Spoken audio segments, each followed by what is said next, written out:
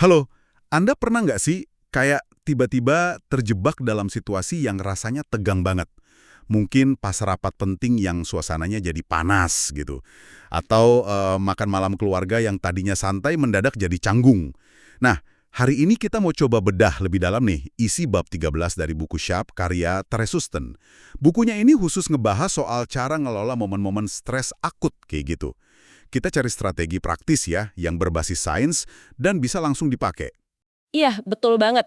Jadi fokus kita hari ini bukan ke stres yang menahun, ya, yang mungkin udah dibahas di bab lain, tapi lebih ke lonjakan stres yang wah intens tapi singkat gitu. Tujuannya juga bukan sekedar menghindar lah, tapi biar kita benar-benar punya alat buat ngelewatin momen itu dengan lebih baik. Saat itu juga, kita lihat nih apa kata sains otak soal ini. Oke, siap. Mari kita bedah strateginya satu-satu. Yang pertama ini, mungkin kedengarannya simple ya, tapi katanya kuat banget. Kekuatan sentuhan. Lebih spesifik lagi, buku ini menyoroti studi soal memeluk pasangan, sekitar 20 detik gitu. Mereka pakai tes air es tahu kan, yang tangan disuruh masukin ke air es itu, buat ya memicu stres sesaat, dan hasilnya menarik banget loh. Iya, studi itu nemuin kalau pelukan efektif menurunkan kortisol. Itu kan hormon stres utama kita ya. Nah, yang lebih menarik lagi nih, efek penurunan kortisol ini ternyata terutama signifikan pada wanita. Oh gitu ya? Iya, kalau pada pria hasilnya tuh nggak sekonsisten itu. Mungkin ya ada faktor lain kayak seberapa mereka menikmati pelukannya atau gimana. Tapi ini nunjukin banget gimana respon fisiologis kita bisa dipengaruhi sama interaksi fisik yang ya sederhana aja. Wow, 20 detik pelukan bisa gitu ya dampaknya, terutama buat wanita. Tapi gimana kalau pasangannya lagi nggak ada? Atau mungkin situasinya nggak pas buat pelukan? Ada alternatifnya nggak sih? Nah, ini dia nih bagian yang menurut saya praktis banget. Buku ini juga bahas strategi kedua, sentuhan diri yang menenangkan. Contohnya, ya misalnya taruh satu tangan di dada, satu lagi di perut. Sambil rasain nafas kita. Atau sekedar ngusap lengan sendiri aja, pelan-pelan gitu. Oh, sentuhan diri sendiri. Iya, dan yang keren studi nunjukin kalau tindakan simple ini yang bisa Anda lakuin di mana aja, kapan aja, ternyata sama efektifnya loh sama pelukan pasangan buat nurunin kortisol. Kuncinya, fokus aja ke sensasi hangatnya atau ritme nafas kita selama ya sekitar 20 detik itu. Jadi kekuatan menenangkan itu ada di tangan kita sendiri gitu. Wah, itu sih praktis banget ya. Jadi nggak selalu butuh orang lain, cukup diri sendiri aja bisa. Oke, oke. Nah, selain intervensi fisik lewat sentuhan, ada alat lain yang pasti selalu kita bawa kemana-mana. Napas kita. Strategi ketiga ini, pernapasan terkendali. Mungkin kedengarannya agak mirip ya sama teknik relaksasi buat stres kronis, tapi kayaknya ada bedanya nih buat stres akut. Tepat sekali. Jadi untuk meredakan lonjakan stres yang akut, kita perlu fokus sekitar 5-10 menit.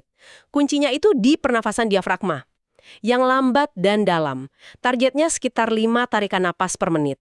Dan tekanannya di hembusan napas yang lebih panjang dari tarikan napas. Oh, hembusannya lebih panjang ya? Iya, ini secara aktif ngirim sinyal ke otak buat, oke, tenang gitu, mengaktifkan respons relaksasi tubuh. Kalau misal butuh panduan, ada kok aplikasi kayak Breathwork, itu bisa bantu banget. Oke, jadi 5-10 menit, napas perut, lambat, hembuskan lebih panjang. Sip, sip. Nah, dari sentuhan dan napas, kita pindah ke kekuatan pikiran kita nih. Ada strategi keempat, namanya penilaian ulang stres, atau stress reappraisal. Ini maksudnya bukan kita suruh pura-pura seneng gitu pas lagi stres kan? Oh, sama sekali bukan pura-pura. Intinya itu lebih ke mengubah interpretasi kita terhadap sinyal fisik stres. Tahu kan, jantung berdebar, nafas jadi cepat, mungkin tangkaan agak keringetan. Heeh. Nah, alih-alih kita mikir, wah saya panik nih, atau aduh nggak sanggup, kita secara sadar membingkainya ulang. Jadi kayak, oke, ini tubuh saya lagi siapin energi buat hadapin tantangan ini. Gitu. Mengubah label dari ancaman jadi tantangan. Suka deh analogi di bukuku itu. Katanya kayak membuat kupu-kupu di perut terbang dalam formasi. Jadi, kita akui sensasi fisiknya, tapi kasih makna yang lebih positif. Lebih memberdayakan, gitu ya. Mungkin bisa bilang ke diri sendiri, oke, ini tandanya gue siap. Atau, Ini tantangan, bisa kok dihadapi. Kenapa ini penting? Coba bayangin deh, pas lagi di tengah situasi tegang itu. Kalau kita bisa ubah cara pandang gini, ini bisa banget ngurangin emosi negatif yang meluap-luap kan? Terus, bantu kita mikir lebih jernih. Apa tuh istilahnya? Fleksibilitas kognitif. Bahkan mungkin bisa lihat solusi yang tadinya nggak kepikiran sama sekali. Dan kalau kita lihat gambaran besarnya, perubahan pola pikir ini ternyata punya dampak fisiologis yang nyata loh. Jadi, saat otak kita menilai situasi sebagai tantangan, pembuluh darah kita tuh cenderung lebih rileks, lebih lebar. Artinya, lebih banyak oksigen bisa ngalir ke otak dan otot. Ini kan bantu kita mikir dan bertindak lebih baik. Oh gitu? Sebaliknya, kalau dinilai sebagai ancaman, pembuluh darah malah cenderung menyempit. Nah, ini ironisnya. Justru bikin kita makin susah mikir jernih dan merespons dengan efektif. Sederhananya, bagian otak kita yang buat nalar, kayak korteks prefrontal, itu bisa ngambil alih kendali dari pusat alarm atau rasa takut di otak, amigdala. Oke, jadi kalau dirangkum nih, kita punya beberapa senjata ampuh ya yang berbasis sains otak buat ngadepin momen stres akut. Ada pelukan erat atau sentuhan diri sendiri yang ternyata sama efektifnya.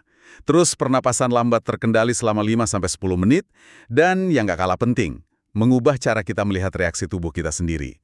Jadi melihatnya sebagai persiapan hadapi tantangan, bukan ancaman.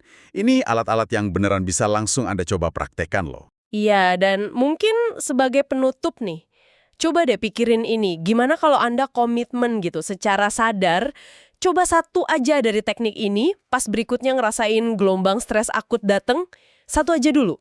Amati apa yang terjadi, gimana pengalaman itu, sekecil apapun perubahannya nanti, bisa mulai mengubah nggak cuma momen itu aja, tapi mungkin juga hubungan Anda sama stres secara keseluruhan seiring waktu.